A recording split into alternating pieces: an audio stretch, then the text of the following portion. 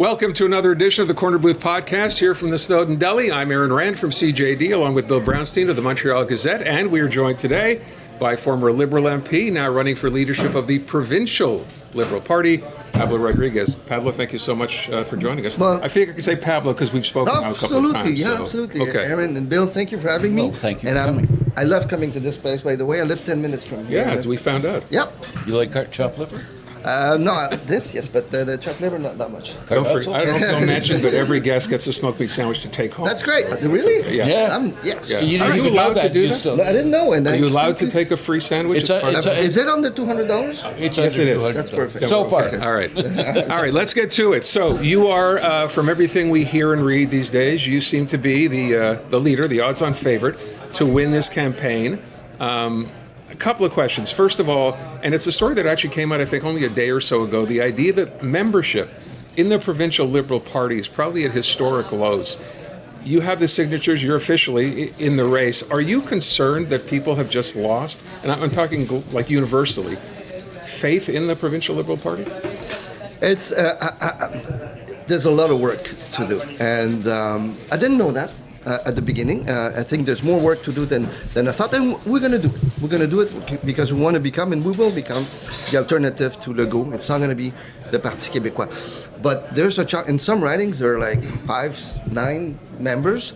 That doesn't make any sense. Some other ridings didn't have fundraising for a while.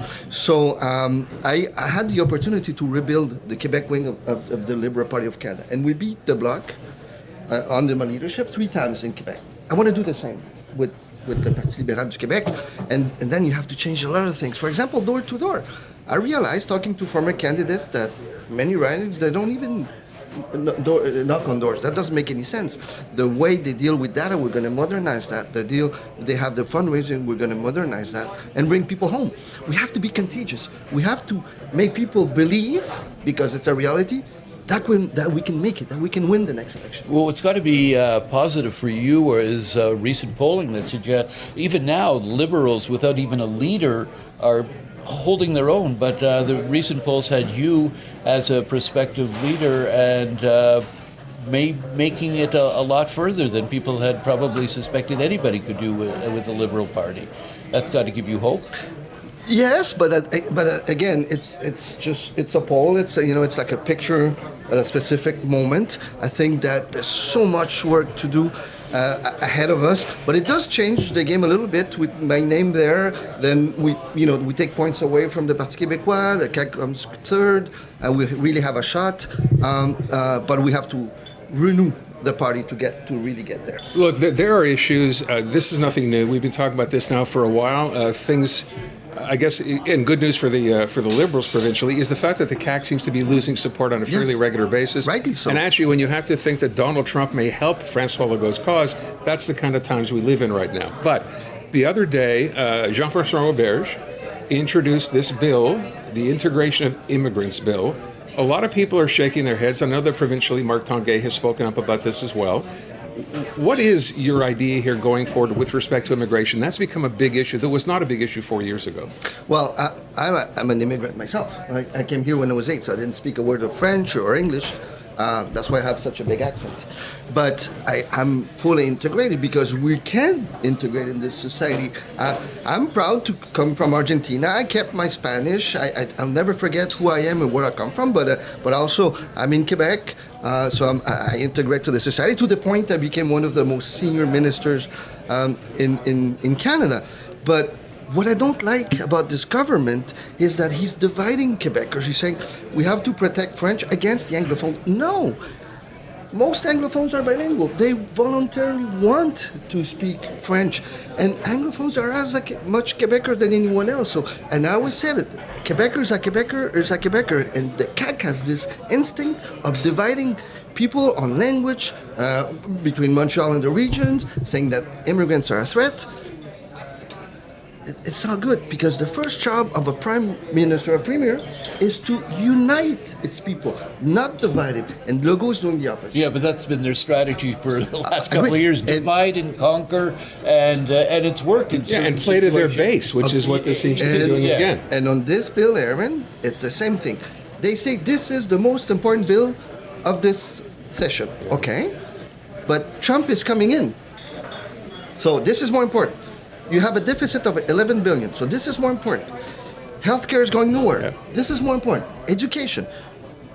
They want to wedge. They want to talk about things so they avoid talking about other things. And I think it's A distraction, it's wrong. more It's than a anything distraction. else. I think it's wrong. But the problem, of course, is to Bill's point, in the regions where Liberal support provincially is so low, you need to win those regions, at least to some degree. How do you do that? How do you appeal to those people? 100%. In the good news in that poll is that with me there, like we go up in every region pretty Right. much, right? And that's really good news. When I was looking at that poll, I was looking at that. That's good news. The other thing is that regions are also Quebecers. Like there's things that we're going to do for all Quebecers is to offer a good government, not lie, not be honest, not say, oh, you're going to get a doctor in 90 minutes, you're going to see someone, or it's going to take so many days to get an operation. Be honest, be sincere, right? Sometimes you're going to say some stuff that people not necessarily want to hear, but at least they're going to be able to trust you because they know that you're telling the truth. So offer a good government. Make sure that you're helping your small and medium-sized businesses. Make sure that the regions keep their services. So let's say you help the businesses in a region, but they lose their hospital, they lose their CPE, they lose the businesses around this, like the grocery store or the drugstore or the banks. That doesn't make any sense. So the regions are looking at this and say, hey, we want in, there's something unfair, so we have to make sure that we're more fair. The Corner Booth podcast is brought to you in part by the Snowden Deli, serving Montrealers since 1946 and home of the city's best smoked meat sandwich, the Snowden Deli, DeCarry Boulevard, north of Queen Mary Road. Is that message getting across, though, when you're doing your touring? It's going very well, to be honest. Again, there's always so much work to do, right? But I was in Trois-Rivières yesterday. I was in Sherbrooke not too long ago. I'm going to Quebec City next week. It is percolating. But I'm wondering, when you talk about the example you give of what's going on and services being cut, you mentioned the government's running an $11 billion deficit. It's the biggest deficit in Quebec history. How are you able to provide more services? Where's the money coming from? Well, first of all, I'll never cut services like healthcare, because if you have cuts there, then people can go to the hospital and they get sicker. Then you're not richer because your deficit is down. Your society is getting poorer. If you cut education and more kids drop out, even if the deficit is lower, you're not richer as a society. You're getting poorer. So you have to look at things where maybe you can modernize stuff. Maybe there's too many public servants in Quebec. We have to look at that. So there's options there, but there's places when you don't touch, because then you hurt your social tissue. Is part of the answer, you just mentioned public service, do we have too many people working in the public sector? I think so too. I think so because during the pandemic, we had to increase the size of the public servants to deliver a lot of programs, this and that, but that didn't change much after it. So we have to look at it. It's an option, but it doesn't going to solve the rest. So that's on the expense side, but you have to look at how can we grow the pie? How can we have more revenues investing in SMEs? Diversification. Quebec is exporting 75% of our exportation are going to the United States. $87 billion. Who's second? China at $4 billion. Who's third? France at around $2 billion. That in a country, Canada, because we're full member of this country, that in a country that has a free trade agreement with all the other G7 countries, we're the only one, a free trade agreement with Great Britain, a free trade agreement with Europe, but we're not using that opportunity to grow our exportations to those countries. So you're now facing Donald Trump, Right. the Premier of Quebec. What should we be doing provincially? I know, yes, we're talking about Team Canada, doing something collectively that way. Should Quebec be taking its own actions here? What would you do? Divided, we lose. The first thing you have to is believe in Canada, and I don't think that Legault believes in this country. You have to be able to work with others. I've been there before. I was part of the negotiating team on the first free trade because I was Minister of Canadian Heritage, of Culture, and they wanted to take away cultural diversity, right? That would have been crazy because that's how we protect who we are as a nation. And we stood up to Trump and through different strategies and mechanisms, and it worked. I also stood up to the web giants. Remember that? The Netflix and Disney, the YouTube, that was tough. I had meetings with them. They were threatening and really, really tough. But I stood up and I passed a bill that is forcing them to contribute to our culture. Anglophone culture, Francophone culture. So I've been there before, I'm not afraid, but we have to work as a team, as a united team, and the first thing is you have to believe in this country. Legault doesn't believe in the country, and the Parti Québécois even less. You know, you raise an interesting point to your involvement on a federal level. Some have suggested that perhaps that could tarnish your image here, like a federal Liberal joining a Quebec Liberal Party. How do you react to that? Well, first, I started at the Parti Libéral du Québec. I was there on the national executive with Mario Dumont. You remember Right. that, Mayor? Yeah. And then they all left. Yeah. And three of us were left there around the table. So we went and got the Young Conservatives from Canada. Tasha Keridin was there. She was our president. We and got the Young Liberals of Canada. And then we formed the executive for Charlottetown. And then we fought very hard for the unity of our country in '95. I was touring around Quebec, giving speeches in Jonquière, and trust me, being a young Quebecer fighting for Canada in '95, that was tough. I did it once, and I'll do it, and if I have to, I'll do it again. So I started there, and yes, you can say you've been in Ottawa for a while, but that also means I have experience. And the next leader, you cannot improvise. You need experience. Doug Ford just called an election last week, a year and a half before. Right. Okay, let's say in a year from now, in October, if Legault gets good numbers because of whatever's happening, who says he's not going? Now you get a leader who never ran, without disrespect for the other candidates, who never ran, never put his face on a post, who never convinced someone to run. That's going to be quite a challenge for that person. I'm ready to go, and I want to win. Let's deal with what's happening here with respect to some of the things that get talked about. Bill 96, Bill 21, Bill 40, which this week was before the courts. I think we've spoken in the past. You would, if you were heading the Liberal Party, get rid of Bill 96? I would modify Bill 96, definitely. There's things that make absolutely no sense, like having someone without a warrant getting to a company and leaving with the computer and with documents to see what language they talk. I mean, that doesn't make any sense. I don't think it respects the law, even. Giving 6 months to someone to learn French, you get rid of that. And not giving the services in French, not giving them language courses at the same time. That's a very good point, actually. Say we need immigrants to speak French, fine, but put the services. But I'll tell you something, though. I'll base that on my own experience.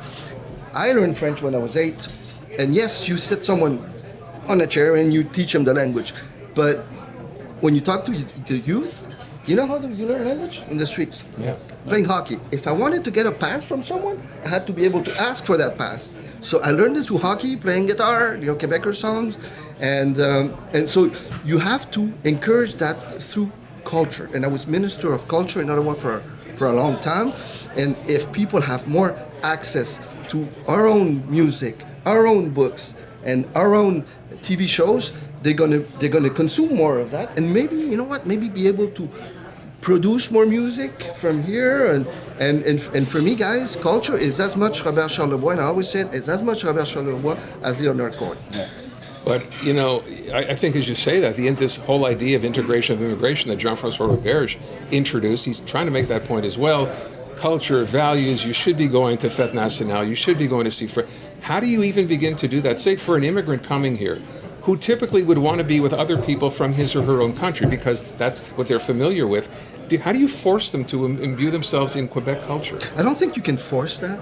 You can't. I mean, no one forced me to learn French or after that English, this and that. You have to give, that person has to want it to fully integrate. That's super important. Create the type of climate where someone wants to be part of the group, part of the family. That's what happened with me. That's what's happening with hundreds of thousands of people. I'm a Quebecer. But I wasn't born here. I'm a Quebecer. On the as other much side as of that others. equation, though, is you have to have people accepting immigrants. Like, it's one thing to say, well, yes, learn the language, learn the culture, become involved. Sometimes there's a reluctance on the part of people who live here to warmly accept all immigrants as well, certainly in the regions. On this, I have to disagree with you, Bill. I never felt that, and I think that Quebecers are very open. Are there some people who are racist here? Absolutely. Here, I'm not saying racist, but just, but intolerant here in Ontario, in the States, everywhere. I say pockets here and there, one here and one there. But overall, I think that Quebec is a very open society, way more than people say. So you're talking about if you get in, if you become the leader, you form a government, you modify Bill 96.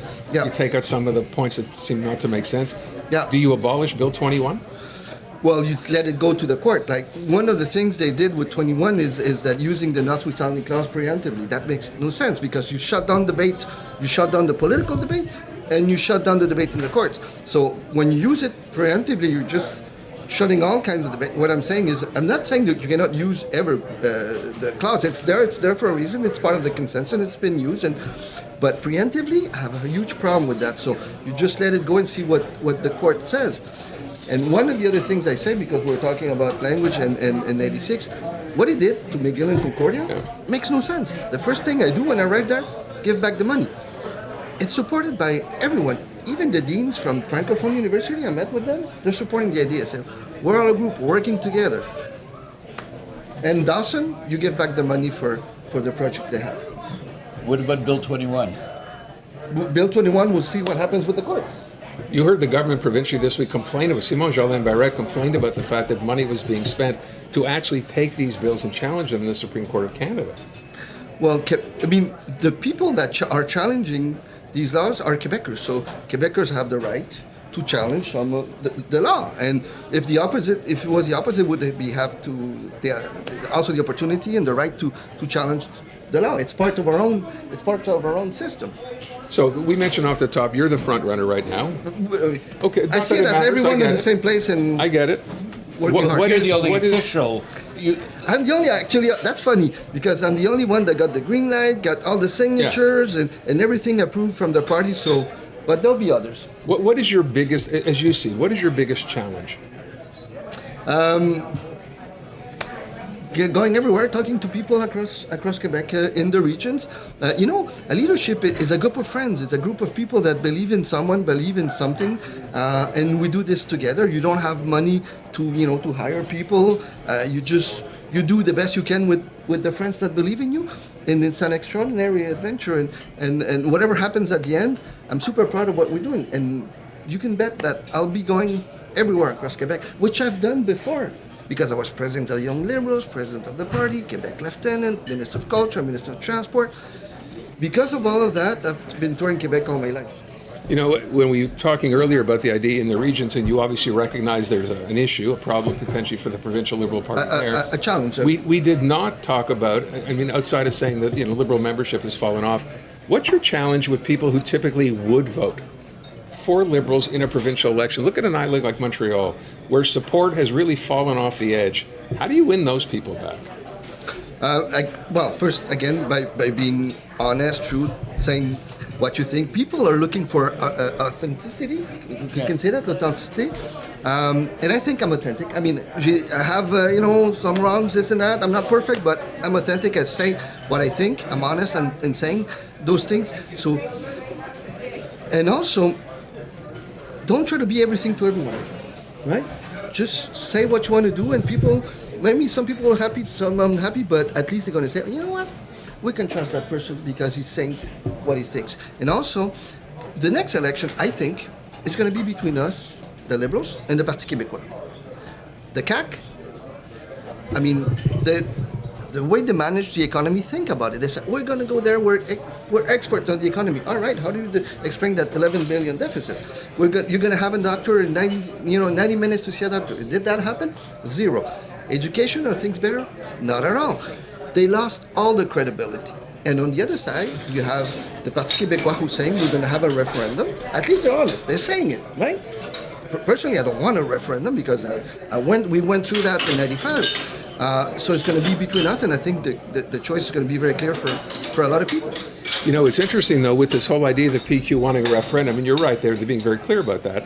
We saw a poll out, I think, just this week. It hasn't moved. That shows that I get the support for separation really hasn't moved. It's still around It went up to 37%, then it went down. It went again. down, and we saw the number of undecideds actually go up. So, guys, how do you square that circle? There's two things, okay, if I may.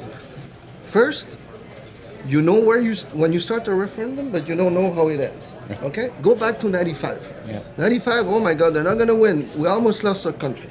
Almost lost our country. That's the first thing. The second thing, when you have a referendum, just by having a referendum, creates instability, it's bad for the economy. Yeah. So those two things have to be kept in mind.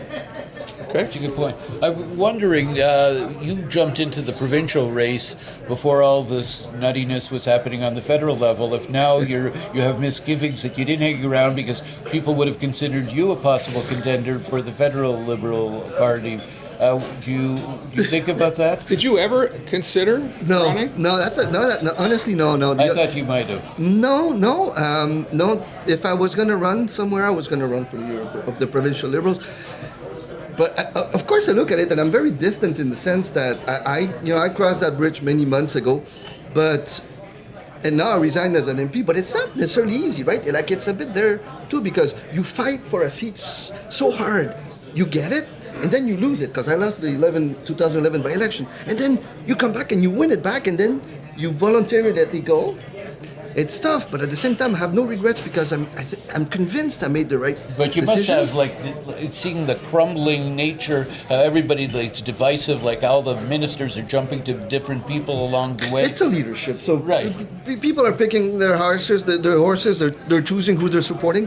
I'm very, very, totally distant from that. I'm busy enough though You with don't my have own any- leadership. You don't have any horses in this race? No, not at all. Zero. I'm not sure if it's a fair question to ask. This week we had a situation in Montreal where an English book club wanted to rent a facility in a library, in a municipal library, to hold their meeting. Did you hear about this story? No. Okay, so they were told by the library, by the personnel, sorry, you can't have your meeting of an English book club in a municipal library because that goes against the spirit of Bill 96. It became a bit of an issue. The minister provincially said, no, they misspoke. They should not have done this. City of Montreal has not actually come out and said, we were wrong in applying Bill 96. They simply said the decision was made too hastily. But then again, if I you wasn't don't- aware- They agreed with the spirit aspect of it too. On a certain Well, level, the spirit can be a lot of things. Yeah. I mean, there's the law, and then you can decide that the spirit says this or that. You have to be very careful. I'm very surprised and actually disappointed. Yeah. kind of makes me wonder if the city, I mean, I asked the minister this yesterday, Jean-François Roberge, does the city of Montreal owe this man an apology? And of course his answer was a bit vague in terms of, well, I'd have to know more, and the provincial government says this does not apply. But it's these kinds of little niggling things that really, really bother Anglophones in the city. Rightly It makes so. them feel, and I think the gentleman said this, I've been living here my whole life, I don't feel like I belong. They're making me feel like I don't belong here anymore. It's one of the toughest thing that I've heard is a kid and a young Anglophone king asking his father, am I a Quebecer? What? Of course you're a Quebecer. As much as me and you guys and all of us are. But this government keeps dividing people based on language, on a lot of things. And again, the main job of a premier is to unite its people, not to divide it. And Legault is doing exactly the opposite. You know, you were involved in culture on the federal Yes. level. One of the things that Monsieur Roberge was sort of hinting at was perhaps the government would not give funding to cultural events that didn't reflect French on a certain level. And as you well know, I mean, you know, there are events like the Jazz Festival, the Comedy Festival, and all the rest, which bring tourists in, which bring an awful lot of money into the local economy. And we're wondering, like, I mean, if they're going to cut down on that, like, we can't have like a Just for Laughs or Jazz Festival if it doesn't accurately reflect French culture here. It's a good thing that you raise it. I read it too. I don't have the details. And in this thing, the devil's in the details. Right. Because you can be saying, "Whoa! If you don't think like me, you're not going to get funding." Whoa, that would be going very far. I don't know if that's where they're going. He was hinting at but I'm keeping an eye on that. It's Yeah. also I think you're right. I think it's purposely vague when you read the legislation because there are no details. No, zero. So it's kind of like, this is our idea, and let's see what happens. I'm not even sure he knows what he wants to do Yeah. at this moment. Yeah.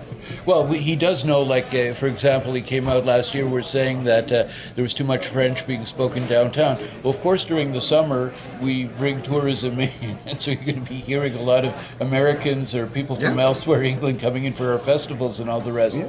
and use that as a reason to tighten once I mean, again.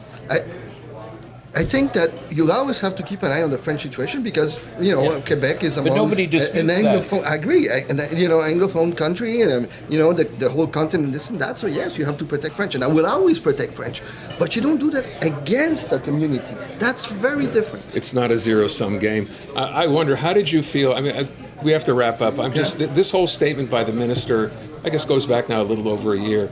I hear too much English spoken on the streets of downtown Montreal, which really obviously rubbed a lot of people the wrong way. But it's based on what? Again, that's another way of trying to divide. Like, oh, you hear, okay, maybe in a corner there was and what? So what? I mean, if people, this is a free country. If people speak English, they are allowed to speak English. I mean, it's kind of weird, the situation where you divide people this way, and actually quite sad. And well, that was the whole basis for him cutting back on university aid, like the Concordia McGill and all the rest. That was a big mistake. That was wrong. Was one of his reasonings, that like whoever we spoke to the director at Concordia, it's like the number of like Canadians and Americans like attending are minimal in terms of like changing the language of the city, and yet that was one of the reasons they gave. I think both my parents were university professors. I grew up in Sherbrooke, by the way. I didn't grow up in Montreal. And this Montreal. Yeah, I've been living here, but I left Sherbrooke when I was 25. Both my parents were university professors. And the only thing I can say is when you cut funding to universities, you're shutting down windows to the world. You're isolating yourself, and it's bad for the social tissue and the reputation of the province and the society. I would just ask one last thing. So let's fast forward. There's a provincial election. You become leader of the Provincial Liberal Party. You lose the election. You're obviously prepared to spend the next 4 years sitting in opposition? 100%. I had that conversation with my family. It was super important for me that they come with me. And in our case, they know what we're talking about. I won 6 elections. I was minister for many, many years. I was away of home, this and that. So when they said, Dad, my daughter and my wife, Roxanne, said, we're with you, I know they meant it. They knew exactly what they were talking about. Okay. Have you picked a riding? No, I have to win before, my friend. We'll see what happens then. All right, that's it. I want to thank you so much for joining us, Pablo Rodriguez. Appreciate it. That wraps up another edition of the Corner Booth Podcast. We'll see you again soon.